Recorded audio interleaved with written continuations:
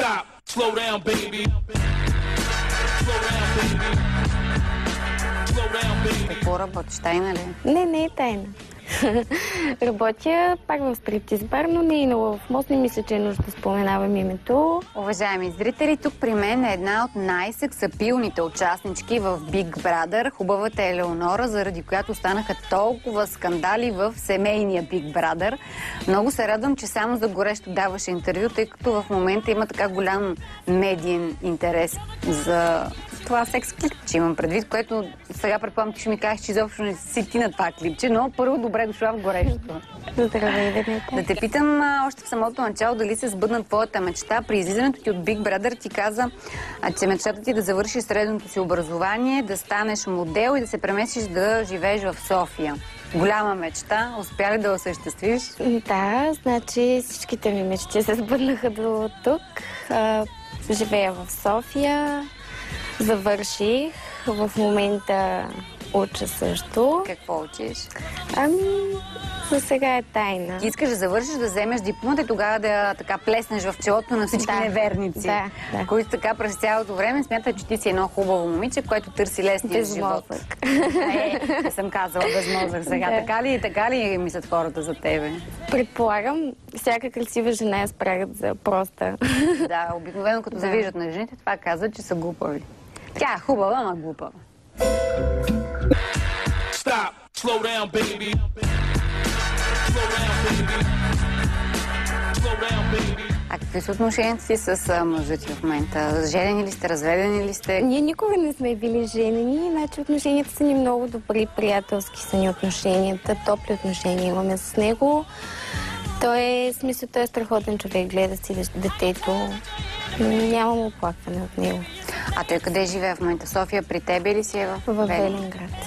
А как поддържате тогава отношения? Или не поддържате никакви отношения? Приятелски. Само приятелски. Да. Чувате се по телефона? Виждаме се и само като приятели. А къде е детенцето сега? При кой живее? Значи детето в момента е при него. Когато аз почивам, понеже работя нощна работа, когато почивам е тук при мене. А ти как се реши така, нали все пак през седмица да не е при тебе? Всяка майка иска да си е детето при нея. Малко са майките, които си го оставят при мъжете си децата, се раздялат. Да, по принцип аз в момента съм в един период на преход, така че съвсем скоро ще бъде за постоянно при мен. Ще си я вземеш тук в София? Да, просто понякога успеха изисква жертва и аз се жертвах по този начин, за да я осигуря някакво по-добро бъдеще за нея и за мен.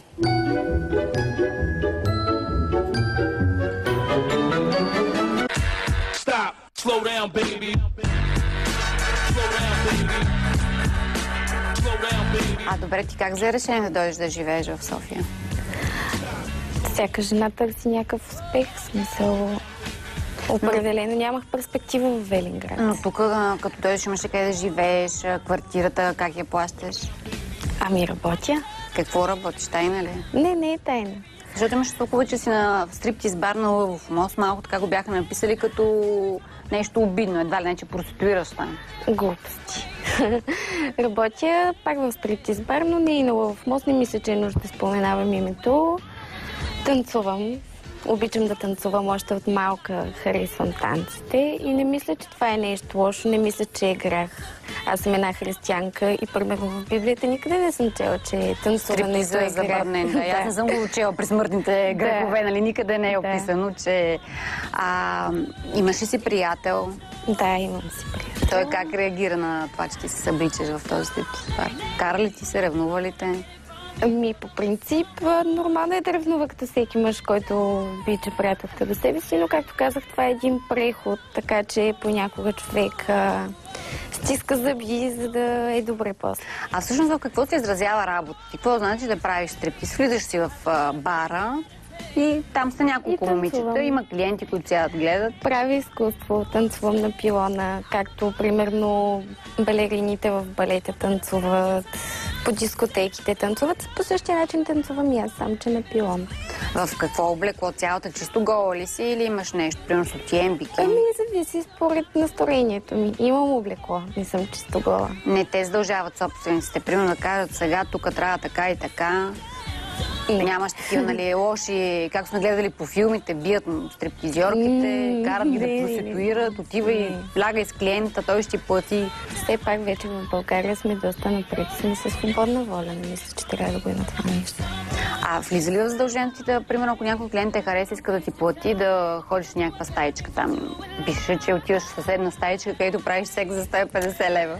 Виж сега, по принцип, секс за 150 лева или секс за пари е много общо понятие. Иначе в България има жени, които просторят по един начин, като взимат парите за себе си. Има други, които са с приятелите си за пари и не ги обичат. Това е пак вид проституция. Иначе аз смея да твърдя, че не проституирам по какъвто и да бил начин. С приятеля ми съм.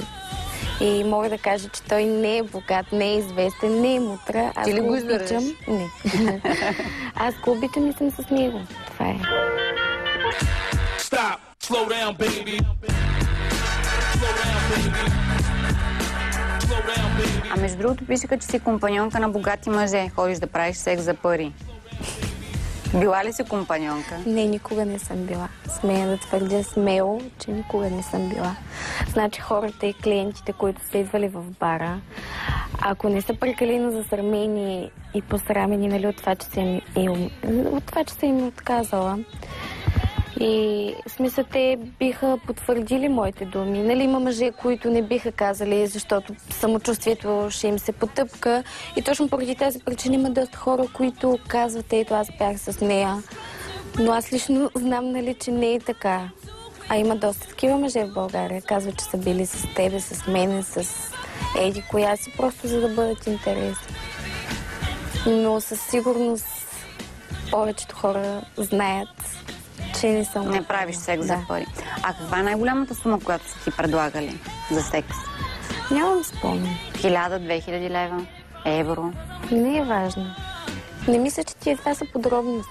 Не мисля, че са от значение. А колко изкарваш на месец? Колко ти е дохода? Правиш ли 2-3 хиляди Да ти лева? кажа честно, никога не съм смятала колко пари изкарвам, но ми стигат.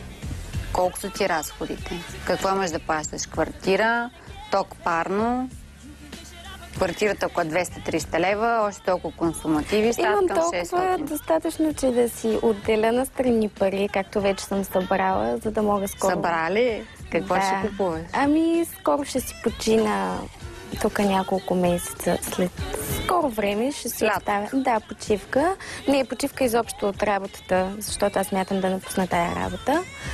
И имам някои земи, които съм продала и ще си направя бизнес. Но не искам сега да говоря, защото когато нещо спомене предварително, не се получава. Пък има много завистливи хора, да не вземате твоята идея да откраднат. Суеверие просто.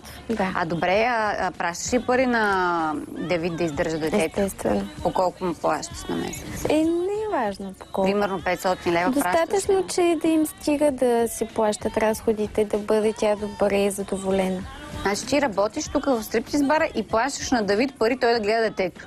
Да. Това не е много... Аз не му плащам той да гледа детето, аз им плащам да се издържат.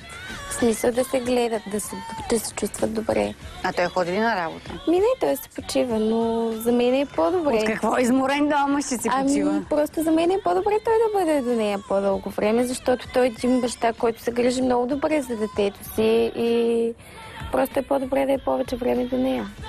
А ти как го хареса на времето него? Как го харесах?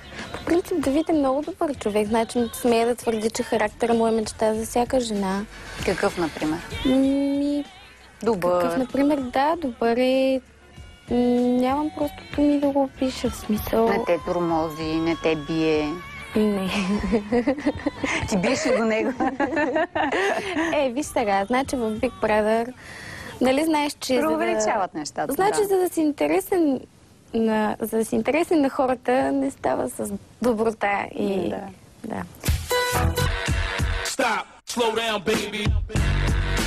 Slow down, baby. А като излезе от Big Brother, особено вече след това се снимаш и в списания, давате по телевизията, имаш интервюта навсякъде. Сигурно тези софийски, да ги наречеме плейбой, които са така, нали, една група мъже, които обичат да спят с известни жени, нападнаха ли те? Искаха ли да се запознават с тебе, да ти взимат телефонния номер? Честно казвам, имах доста предложения. От кой? Я ми кажи сега имена. Кой? Не. Кой ли не по-точно? Не обичам да говоря за хората. Известни когато мъже. не са тук, да. Смисъл... Бизнесмени, богаташи. И какво ти казват? Всякакви хора имаше, искаха да бъдат с мен, но аз, ако бях златотърсачка, до сега щях да си имам много да си уреди живота, да не знавах да работя. Просто не ми хареса. Смисъл, не... Нито един ли не беше? Не. Защо не ти да поне да пробваш, може да ти хареса. Ти не си спала, не си излизала, как разбра, че не ти харесва? Как разбрах, че не ми харесва? Ами просто самата идея не ми харесва. Абе, може да са много добри в секса, пък и така ли? някои са и много красиви, млади. Когато имам мъж до себе си, нямам нужда от друг. Ти веднага ли имаше мъж след Big Brother? Не веднага. Но тогава, когато нямах, просто стоях без мъж. И не отиде при тия богаташи? При нито един? Не. Може да се снимаш по телевизията и да не се запознаеш с един богаташ. Запознах се. Смисъл... И запознах се от гледна точка на това, че те идват, примерно в бара, запознават се с мене, виждат ме как танцувам, но всичко е до там. Слагам бариерата. Добре, по филмите сме гледали, примерно, хубави момичета с репетиорки, тръгват се от бара. По филмите? Да, чакат ги след това с коли на паркинга, преследват ги, бият ги, малтретират ги, ако те им откажат секс. Има ли такива работи? Не, няма такива работи. Тръгваш си спокойно, никой не те притеснява. Да. Ако има някакъв много такъв психиасъл фен, да иска на всяка цена да е с тебе, как ще постъпиш? Трябва да се обадиш на кой? На полицията? На полицията. Не знам, не ми се е случвало. Значи с две думи си много дървена стриптизьорка и защо не ги разпалваш мъжете. Това пък откъде ти за толкова години никой да не те преследва. Виж сега, не е така. Едно е да си еротична, значи аз може да съм еротична, може да съм гореща, но въпросът е доколко допускам човека до себе си, нали така, когато сложиш една бариера между тебе и дадения човек, той няма да тръгне към тебе. Той се спира. Примерно, те ако искат да ви слагат пари, тук някъде по сутиени, пога ще слагат ли?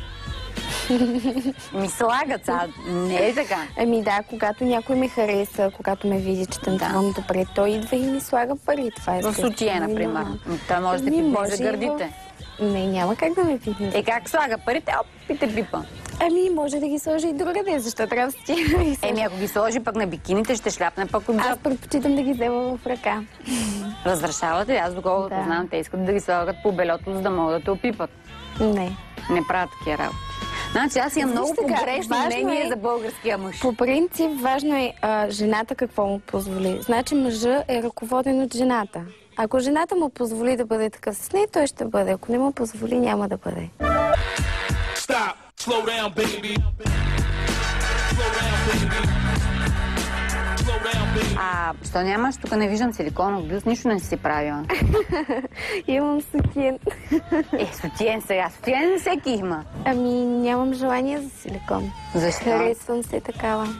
Добре, ако се появи сега един доктор пластичен хирург и ти каже, искам ти подаря. Има възможността да си сложа със сигурност няколко пъти, но не ми е желание. Просто първо, че не искам да се подлагам на самата операция, второ, че не виждам нужда. В смисъл, харесвам как? Ще имаш много повече бакшиши. Голям бюст, голям бакшиш. На мен вече не ми трябва бакшиш, при положение, че скоро няма да го правя. Така че до сега смисъл достатъчно доволна съм от това, което съм изкарвала и с тези гърди, така че не ми е нужен силикон. Твърдо си решила вече да приключваш с... Да.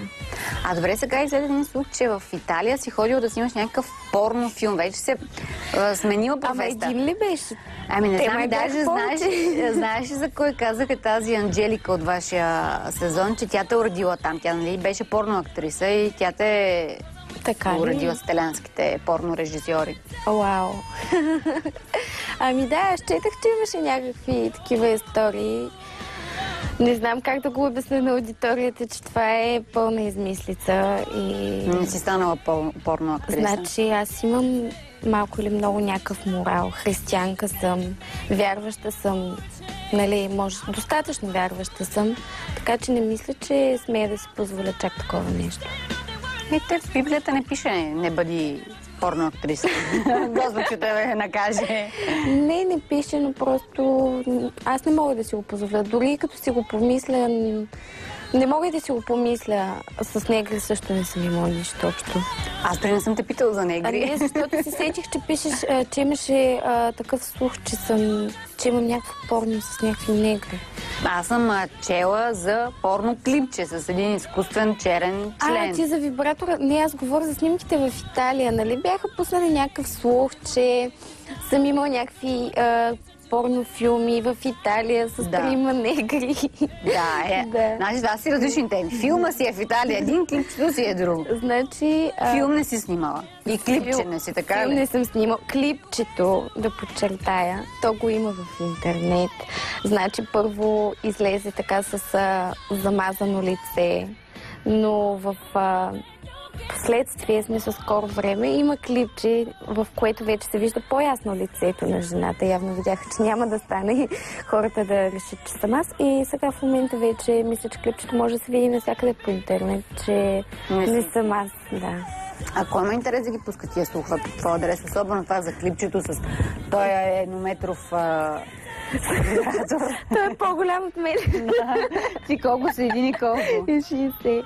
1,60, той по 1 метър, не знам, просто да съобразяват малко тия хора, дето ги пишат тия неща. Значи винаги има кой да го измисли, нали знаеш? Държавата ни България е такава.